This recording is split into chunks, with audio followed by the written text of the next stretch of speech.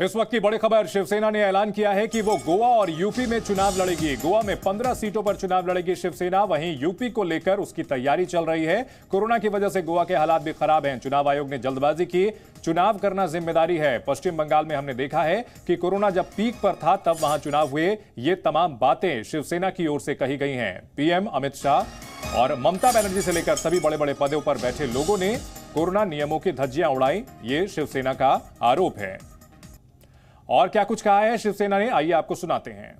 5 राज्यों में चुनाव की घोषणा हो चुकी है।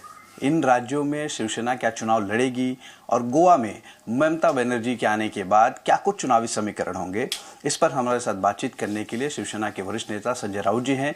इनसे समझेंगे कि शिवसेना की क्या कुछ तैयारियां हैं गोवा और खास तौर पे यूपी को लेकर। सर, हमसे बातचीत के लिए शुक्रिया आपका। आपसे जानना चाहूँगा सर, 5 राज्यों में चुनाव की घोषणा हो चुकी है, चुनाव की तारीखों का ऐलान अब हो चुका है। किस तरह से शिवसेना किन राज्यों में दस्तक देने वाली है इस बार? देखिए, हमने पहले भी ऐलान किया कि हम गोवा और यूपी में चुनाव लड़ेंगे। गोवा में तो एक महाराष्ट्र का बॉर्डर स्टेट है, हमेशा वहाँ हमारे लोग काम करते हैं। वहाँ पार्टी भी है ज़मीन पर। वहाँ 12 या 13 सीट का एक लिस्ट हमारे उम्मीदवार का आज या कल हम डिक्लेयर करेंगे। दूसरी बात है यूपी की। यूपी में अभी भी काम चल रहा है। अभी यूपी का जो माहौल है, चाहे कोरोना का हो चाहे राजनीतिक हो, सबसे पहले बात है कि चुनाव आयोग ने जिस जल्दबाजी में, ठीक है चुनाव टाइम पे होने चाहिए, यह हमारी संवैधानिक जिम्मेदारी है, ये लोकतंत्र की जिम्मेदारी है। लेकिन आज देश की हालत आप देख रहे हो। महाराष्ट्र जैसे स्टेट में जहाँ सबसे ज़्यादा हेल्थ की सुविधा है, वहाँ दर दिन 1 लाख से ऊपर मरीज सामने आ रहे हैं। गोवा में भी हालत बहुत बुरी है। गोवा की हालत में, मैं अभी गोवा से आया हूँ, गोवा की हालत बहुत ही ख़राब है। तो उत्तर प्रदेश में तो बहुत सी जगह पे मरीजों की गिनती ही नहीं हो रही है। चुनाव आयोग ने बहुत से निर्बंध लगाए हैं कि आप रैली मत करिए, आप सभाएं मत करिए, आप रोड शो मत करिए, आप ये मत करिए, आप ऑनलाइन वर्चुअली प्रचार कीजिए। लेकिन ये सब बोलने की बात है।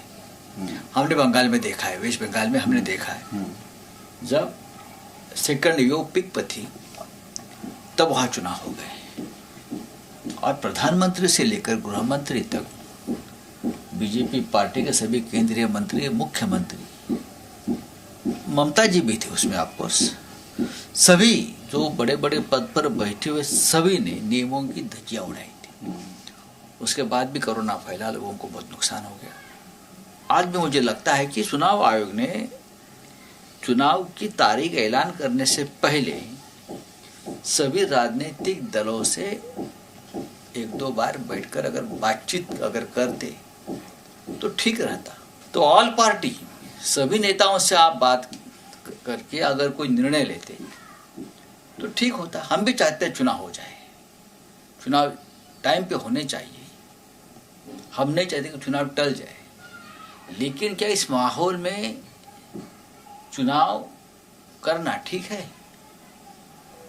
लोग मतदान केंद्र पर जाएंगे, लोग बीमार पड़ेंगे और 1 महीना है और ये थर्ड वेव कितना बढ़ेगा, क्या होगा, किसी को पता नहीं। तो इस बारे में तो पूरा एक अराजकता है। सीटों पे गोवा में आप लड़ेंगे? ठीक है, गोवा में तो हमने ऐलान किया है कि अभी तो हमारे पास 15 सीट की तैयारी पूरी है।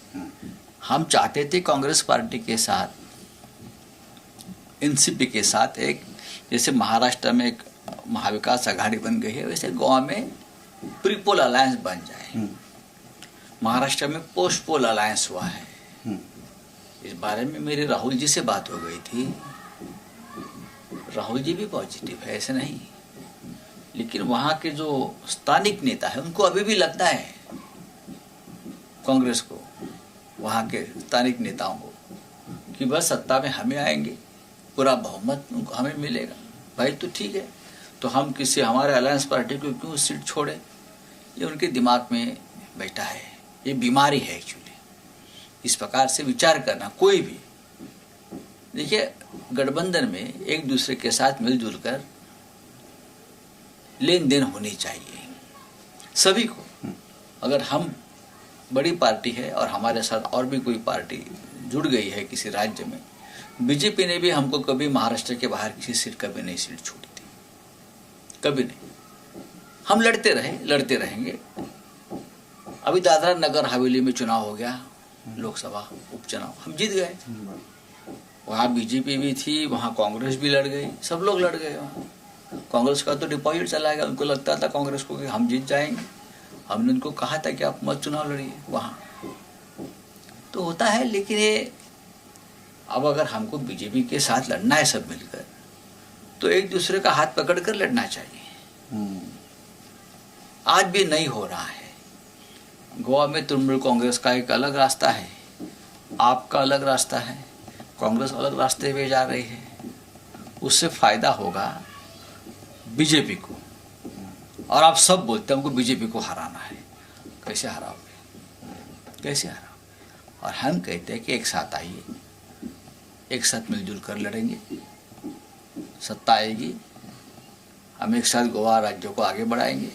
लेकिन लोगों की सोच, राजनीतिक दलों की सोच बस सिर्फ मैं और मैं, ये मैं और मैं अहंकार जो होता है, हारने का अहंकार होता है। ये जीतने का अहंकार ठीक है, लेकिन लोगों को हारने का अहंकार भी होता है। Presenting B News app, available on Google Play and App Store. Download it now.